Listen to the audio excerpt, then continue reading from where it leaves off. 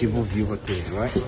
So niho nirariye nanjye niho nirariye naraye sorry niho naraye urumva ndi mundi wacu nagiye Rusizi ntabwo ndibuze kuvuga impamvu nambaye gutya gusa impamvu nambaye gutya namwe murayibwira ntabwo kuvuga ngo mbashaka kugira ngo uvuga ngo aka kanya niba twarahuye nambaye trinity simano zo kwitonda bibazo gake kuko no wanyemeje hotel uri kuraramo. Iyi ni hoteli bita Kivu View Hotel. Iyi hoteli ntago ibaho. Shaka bisa haratuje nta naraka view keza uri kumva.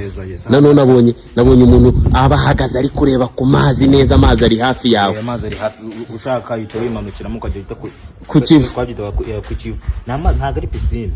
Na piscine ishatse ujyamo ariko hari n'amazi iki ari nacu. Ikiyaga. Baravuga naturel. Ureba umujyi hose. Mu rurimi rw'igifaransa bavuga naturel. Ubonye icyumba cyaho?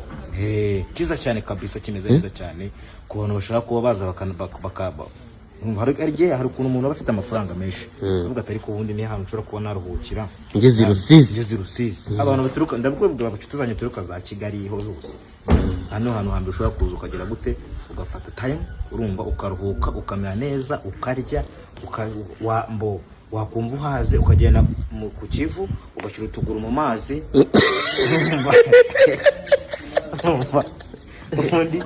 kuki atari amaguru